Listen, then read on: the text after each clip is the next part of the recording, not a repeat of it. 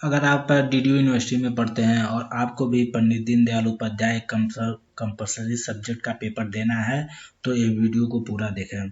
इस वीडियो में पंडित दीनदयाल उपाध्याय जो कि डीडीयू द्वारा जारी एक नया कोर्स है, एक कंपलसरी कोर्स है, उसके बारे में बात करेंगे। दोस्तों ये जो कोर्स है वह फर्स्ट टाइम डीडीयू द्वारा कंपलसरी किया गया है और वो चाहे अब आपके बीए फर्स्ट ईयर के लड़के हों या फिर बीएससी फर्स्ट ईयर के लड़के हों या फिर बीकॉम के हों, सबके लिए क्या होगा, यह अनिवार्य सब्जेक्ट के रूप में रखा गया है। ठीक है, इस पेपर का कोड जो है वह HIS 106 है। ठीक है, यदि आपको भी इसका पेपर देना है तो वीडियो को पूरा देखें और अंत तक देखें। तो सबसे पहले हमें शुरू करने से पहले ये जान लेते हैं कि आखिर ये पंडित दीनदयाल उपाध्याय थे कौन और डीडीयू द्वारा क्यों इसको एक कंपलसरी सब्जेक्ट के रूप में लॉन्च किया गया है। तो आपको पता होगा कि डीडीयू यूनिवर्सिटी जो गोरखपुर का है उसका नाम पंडित दीनदयाल उपाध्याय, जिनका जीवनी हमें पढ़ना है, उन्हीं के नाम पर पड़ा हुआ है। तो इस सिलेबस में आपको पंडित दीनदयाल उपाध्याय का पूरा जीवन चरित्र जानना है, उन्हीं से रिलेटेड आपको क्वेश्चन यहाँ आपके एग्जाम में देखने को मिलेंगे। तो सबसे पहले जान लेते हैं कि पंडित दीनदयाल उपाध्याय आखिर थे कौन।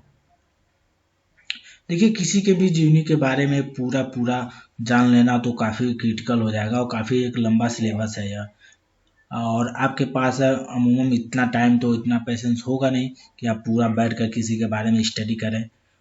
तो यहाँ हम आपको पंडित दीनदयाल उपाध्याय से जुड़े हुए कुछ नोट पॉइंट देंगे जो कि आपके एग्जाम के लिए बहुत ही महत्वपूर्ण साबित होंगे, और ये सारे ऐसे पॉइंट है जो कि क्वेश्चन के रूप में आपको अपनी परीक्षा में देखने को मिलेंगे। तो बिना देरी किए शुरू करते हैं आज का ये वीडियो।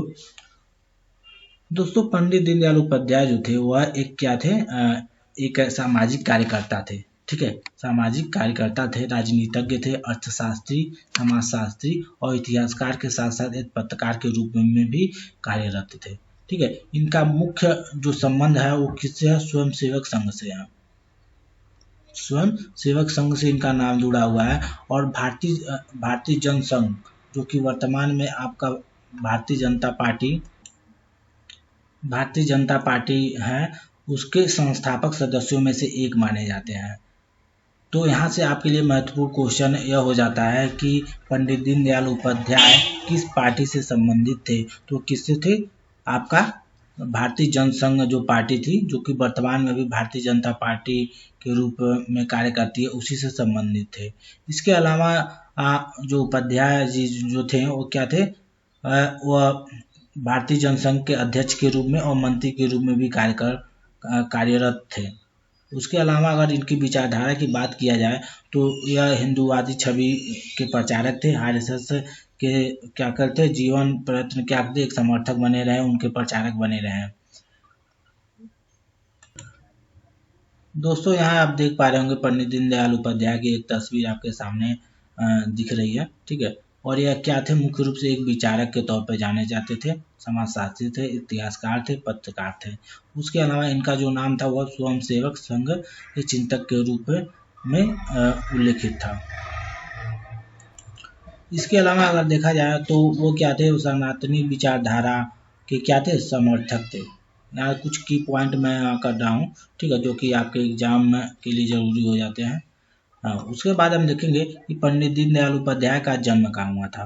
तो सबसे पहले पंडित दीनदयाल उपाध्याय का जो जन्म हुआ था वो 25 सितंबर 1916 को हुआ था। कहाँ हुआ था, वर्तमान के मथुरा जिला, उत्तर प्रदेश का जो मथुरा जिला है वहाँ पे हुआ था। तो यहाँ से आपका दो क्वेश्चन निकल के आते हैं कि उपाध्याय जी का जन्म किस जिले में हुआ था। तो उत्तर प्रदेश के मथुरा जिला में हुआ था। इसके अलावा उनकी जन्म तारीख की बात किया जाए तो क्या था, 25 सितंबर 1916 को हुआ था। और उनकी निधन की बात किया जाए तो 11 फरवरी 1968 को हुआ था। कहाँ हुआ था, मुगल सराय, वर्तमान में जो उत्तर प्रदेश है। ठीक है, मुगल सराय। ठीक है, अभी कुछ दिन पहले मुगल सराय रेलवे स्टेशन का नाम इन्हीं के नाम पर रखा गया है, पंडित दीनदयाल उपाध्याय, जो कि आपके बनारस के साइड में पड़ता है।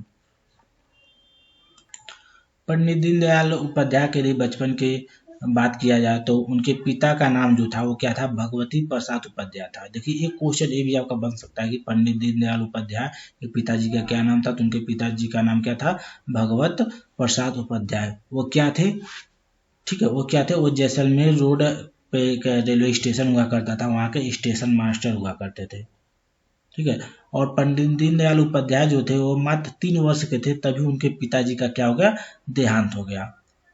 तभी उनके पिताजी का देहांत हो गया। उनकी माताजी का नाम अगर देखा जाए तो उनके माताजी का नाम क्या था, राम प्यारी था। ठीक है, माताजी का नाम राम प्यारी था। और पिताजी के गुजरने के कुछ ही दिनों बाद यानी कुछ ही सालों बाद क्या हुआ था, उनकी माता का भी देहांत हो गया था। उनकी माता का भी देहांत हो गया था। किस कारण हुआ था, उनकी माता जी को क्षय रोग हो गया था। क्षय रोग मतलब जो कि वर्तमान में टीबी बोला जाता है जिसे, ठीक है, इस रोग के कारण उनकी माता जी का क्या हो गया, देहांत हो गया। तो यहाँ से आपके कई सारे क्वेश्चन निकल सकते हैं। पहले उनके पिताजी का नाम पूछ सकता है, उनके पिताजी क्या करते थे, उनके पिताजी की मृत्यु कब हुई थी, उसके बाद उनकी माताजी का क्या नाम था, और उनकी माताजी का देहांत किस रोग के कारण हुआ था। ये सारे की पॉइंट हैं जो कि ऑब्जेक्टिव क्वेश्चन के रूप में आपको अपने एग्जाम में देखने को मिल सकता है। देखिए कि उपाध्याय जी का जो मुख्य संबंध क्या क्या था, वो आरएसएस से संबंधित थे। ठीक है, वो आरएसएस के एक प्रमुख प्रचारक के रूप में जाने जाते थे और यही उनके सबसे बड़ी आगे जाकर पहचान बनी। 1937 में क्या हुआ कि जब वो कानपुर से बीए कर रहे थे, ठीक है, कानपुर में जब बीए कर रहे थे तो उनके एक सहपाठी हुआ करते थे जिनका नाम था, ठीक, बालूजी महासबदेव। ठीक है, इनके एक दोस्त थे बालूजी महासबदेव। इन्हीं के सहयोग से क्या हुआ, तो वह स्वयं सेवक संघ के संपर्क में आए और क्या हुआ कि डॉक्टर हेडगेवार जो थे वो आरएसएस के संस्थापक हुआ करते थे। उनके निर्देशन में क्या हुआ कि आरएसएस को ज्वाइन कर लिए। यानी कि 1937 में जब एक कानपुर में पढ़ रहे थे तो अपने एक सहपाठी जिनका नाम था बालूजी महासबदेव, ठीक है, उन्हीं के सहयोग से वो क्या हुए, आरएसएस के संपर्क में आए।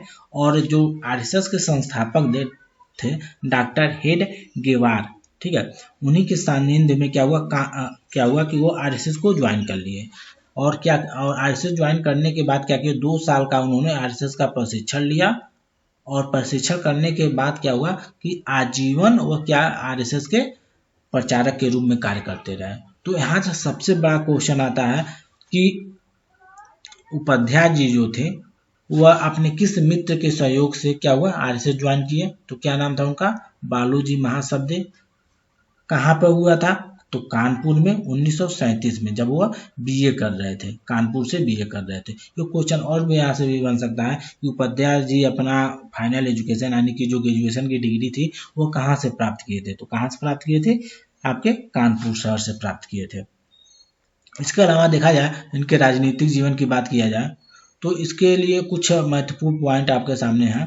तो देखिए शुरुआती दिनों में जो था वो क्या थे कि वो पहले आरएसएस के प्रचारक हुआ करते थे। वह राजनीति में नहीं आए थे, आरएसएस के सिर्फ प्रचारक हुआ करते थे। लेकिन जब भारतीय जनसंघ की स्थापना हुई, ठीक है, भारतीय जनसंघ की स्थापना, तो भारतीय जनसंघ की स्थापना 21 अक्टूबर 1951 को डॉक्टर श्यामा प्रसाद मुखर्जी के द्वारा किया गया था। श्यामा प्रसाद मुखर्जी की अध्यक्षता में भारतीय जनसंघ की स्थापना हुई थी। तो जब यह स्थापना हुई थी तो आपको पता होगा कि उपाध्याय जी जो थे वो क्या किए, इसके एक महामंत्री के रूप में भारतीय जनसंघ को ज्वाइन किए स्थापना के टाइम ही, ठीक है। और इनके राजनीति में लाने का जो श्रेय जाता है वो आरएसएस को जाता है। एक तरह से अगर बोला जाए तो आरएसएस जो थी वही आपके भारतीय जनसंघ का एक तरह से देखा जाए बैकडोर से समर्थन की और उसी को मतलब एक पार्टी के रूप में भी स्थापित किया। और जब पार्टी के रूप में आरएसएस ने जनसंघ को स्थापित किया तो उस समय इनको क्या बनाया गया, महामंत्री का पद दिया गया। कब दिया गया, 1952 में। यानी 51 में तो क्या हुआ था कि आपका भारतीय जनसंघ की स्थापना हुई थी और 52 में क्या हुआ था कि वह महामंत्री बने कानपुर अधिवेशन में। प्रथम कानपुर अधिवेशन जो हुआ था, आरएसएस का प्रथम कानपुर अधिवेशन जो हुआ था उसमें वो क्या हुआ, महामंत्री बने, महामंत्री बने। और उसके बाद क्या हुआ कि वह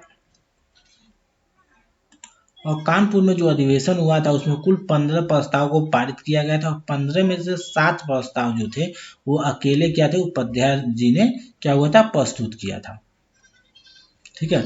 और इनके इसी कार्यकृति को देखते हुए जो मुखर्जी जी, डॉक्टर श्यामा प्रसाद मुखर्जी थे, वो उन्होंने एक स्टेटमेंट कहा था कि यदि मुझे 2 दीनदयाल मिल जाए तो मैं भारतीय राजनीति का नक्शा बदल दूंगा। उन्होंने एक स्टेटमेंट दिया था, किसने दिया था, डॉक्टर श्यामा प्रसाद मुखर्जी। उन्होंने बोला था कि मुझे 2 दीनदयाल मिल जाए तो मैं भारतीय राजनीति का नक्शा बदल दूंगा। ये स्टेटमेंट किनका था? डॉक्टर श्यामा प्रसाद मुखर्जी। किनके लिए? पंडित दीनदयाल उपाध्याय के लिए। तो आपके यहाँ से की पॉइंट क्वेश्चन क्या बन सकता है? पहला कि वह किसके माध्यम से राजनीति में आए? तो संघ के माध्यम से आए।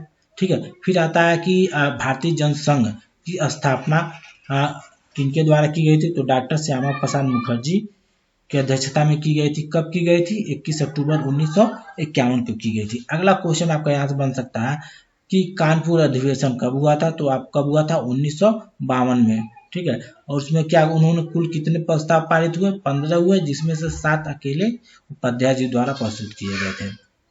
उसके बाद एक क्वेश्चन और आता है कि यदि मुझे 2 दीनदयाल उपाध्याय मिल जाए तो मैं भारतीय राजनीति का नक्शा बदल दूंगा। यह स्टेटमेंट किनका था? ठीक है। तो यह स्टेटमेंट किनका था? श्यामा प्रसाद मुखर्जी जी का था यह स्टेटमेंट। दोस्तों ये सारे की पॉइंट जो मैं आपको बता रहा हूँ या फिर बोल रहा हूँ वो सारे आपके एग्जाम के दृष्टि से बहुत ही महत्वपूर्ण थे। आप कोई भी बुक पढ़ेंगे, कहीं से भी पढ़ेंगे, आपको यही सारे की पॉइंट आपको वहाँ से छाट के निकालने पड़ेंगे, जो कि मैं ऑलरेडी आपके लिए इकट्ठा करके लाया हूँ। तो यदि आप इस वीडियो को देखते हैं या फिर मैं इस वीडियो को पढ़ते हैं तो निश्चित ही आप बड़ी आसानी से अपना जो ये पेपर है उसको क्वालिफाई कर पाएंगे। इसके बाद देखा जाए तो 1952 से लेकर के, ठीक है, 1952 से लेकर 1967 तक क्या थे? भारतीय जनसंघ के क्या थे? महामंत्री थे। भारतीय जनसंघ के क्या थे? एक महामंत्री के रूप में कार्य किए। और 1967 में क्या हुआ था? कालीकट अधिवेशन में उपाध्याय जी को क्या बनाया गया था? भारतीय जनसंघ के अध्यक्ष के रूप में निर्वाचित कर दिया गया था। ठीक है। भारतीय जनसंघ के अध्यक्ष के रूप में निर्वाचित कर दिया गया था। यहाँ तक देखा जाए तो आते आते उपाध्याय जी जो थे वो काफ़ी फेमस हो चुके थे। भारतीय राजनीति में इनका अच्छा खासा वर्चस्व होने लगा था। और यह अगर देखा जाए तो एक हिंदू राष्ट्र के समर्थक के रूप में कार्य करते थे और खुले मंचों पर यह आह्वान करते थे। और अगर देखा जाए तो हिंदुत्व इनका जो था वो मेन मोटो हुआ करता था। बट इसका मतलब ये नहीं कि अन्य समुदाय से इनकी विशेष घृणा थी, बट यह ज़्यादा उसके प्रवर्तक के रूप में कार्यरत थे। ठीक है। और यही एक कारण था कि मात्र 43 दिन ये क्या थे? जनसंघ के अध्यक्ष के रूप में कार्य कर पाए। उसके बाद क्या हुआ कि एक बताया जाता है कि वह ट्रेन से कहीं जा रहे थे तो मुगल सराय जो रेलवे स्टेशन आपका पड़ता है बनारस के पास, ठीक है, बनारस के पास आपका मुगल सराय जो स्टेशन है, ठीक है, मुगल सराय स्टेशन, उसी के पास इनकी लाश मिलती है। मात्र 43 दिन अध्यक्ष के रूप में काम किए और मुगल सराय जो रेलवे स्टेशन है, ठीक है, वहीं क्या हुआ कि उनकी हत्या की जाती है। और वहीं जो आपका स्टेशन जो खम्बा नंबर 1276, ठीक है, 1276 है, उसी के पास इनकी लाश मिलती है। कब मिलती है? तो 10 फरवरी की रात्रि को क्या होता है? उनकी हत्या की जाती है और 11 फरवरी को सुबह, ठीक है, 4 बजे के आसपास स्टेशन पर उनको उनकी लाश मिलती है, उनकी हत्या कर दी जाती है। अब देखिए यहाँ तक तो उपाध्याय जी की अगर बात किया जाए तो उपाध्याय जी क्या होता था, वो पत्रकार के साथ साथ एक चिंतक और लेखक भी हुआ करते थे। ठीक है। उनकी असामयिक मृत्यु से यह बात तो बिल्कुल जाहिर थी कि भारतीय राजनीति को क्या हुआ था, हिंदुत्व की धारा से जोड़ना चाहते थे और यही कहीं न कहीं उनकी मृत्यु का एक सबसे बड़ा कारण भी बना। ठीक है। इनके संकेतों और अपनी कुछ कृतियों में उन्होंने क्या हुआ, इस बातों को उल्लेखित किया है। ठीक है। और कालीकट का जो अधिवेशन हुआ था जिनमें उन्हें क्या हुआ, अध्यक्ष बनाया गया था, उसके बाद से क्या हुआ, मीडिया इनकी तरफ ज़्यादा ध्यान देने लगी, लोगों का अट्रैक्शन ज़्यादा इनकी तरफ बढ़ने लगा और कहीं ना कहीं वो बहुत तेज़ी से फेमस हो गए।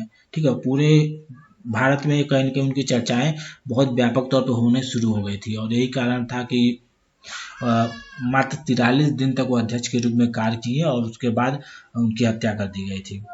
अब बात करते हैं उनके साहित्यिक जीवन की। तो उनके द्वारा कुछ प्रमुख पुस्तकों का प्रकाशन किया गया था जिनके नाम कुछ इस प्रकार है। सबसे महत्वपूर्ण जो आपका होता है 2 योजनाएं थी। ठीक है। उसके बाद उनका राजनीतिक डायरी, फिर राष्ट्रीय चिंतन या, ठीक है, राष्ट्रीय चिंतन या क्या हुआ, उपाध्याय द्वारा उनके जो भाषण हुआ करते थे, ठीक है, उनको क्या किया गया था, एक बुक में संग्रहित कर दिया गया था, उसको नाम दे दिया गया राष्ट्रीय चिंतन। तो आपके एग्जाम में देखिए ये बहुत ही इंपॉर्टेंट क्वेश्चन हो जाता है। ठीक है, कि राष्ट्र चिंतन क्या है। तो पंडित दीनदयाल उपाध्याय का जो भी राजनीतिक भाषण हुआ करता था उनको इकट्ठा कर दिया गया, उसे नाम दिया गया राष्ट्रीय चिंतन। ठीक है, अगला जो था क्या होगा, भारतीय अर्थनीति, ठीक है, विकास की एक दिशा, इनकी एक प्रमुख कृति के रूप में है। उसके अलावा भारतीय राजनीति का अवमूल्यन, सम्राट चंद्रगुप्त मौर्य, जगत गुरु शंकराचार्य, एकात्म मानवतावाद जो कि उन्होंने अंग्रेजी में लिखा था, और राष्ट्रीय जीवन की दशा, प्रेम एक प्रेम कथा। ठीक है, वो गदर एक प्रेम कथा नहीं है, यह इनकी अलग की एक इनके द्वारा लिखी एक पुस्तक का नाम है। तो यह कुछ कृतियां हैं जो कि पंडित जी द्वारा लिखी गई थी, और आपके एग्जाम में इनके नाम आने के प्रबल चांसेस हैं। तो दोस्तों यहाँ हमने कोशिश की उनके जीवनी को मोटे मोटे कुछ महत्वपूर्ण पॉइंट है उनको दर्शाने की। इसका पीडीएफ है, मैं वीडियो डिस्क्रिप्शन में लिंक दे दूंगा, आप वहाँ से भी डाउनलोड कर सकते हैं। आशा करते हैं कि ये चीज़ें आपको समझ में आई होंगी। अगर सिलेबस की बात किया जाए तो पंडित दीनदयाल उपाध्याय का जो जीवन चरित्र है उसी पर आपको फोकस करना है, और उन्हीं के बारे में आपको जानकारी इकट्ठा करनी है। ठीक है, तो आशा करते हैं चीज़ें आपको समझ में आई होंगी। अधिक अगर आप और विस्तृत पढ़ना चाहते हैं तो आप गूगल या फिर यूट्यूब के माध्यम से पढ़ सकते हैं। ये सारी जानकारी जो है आपका विकिपीडिया से हमने इकट्ठा की है, और वहीं से चीज़ें आपके लिए छाट करके निकाली हैं।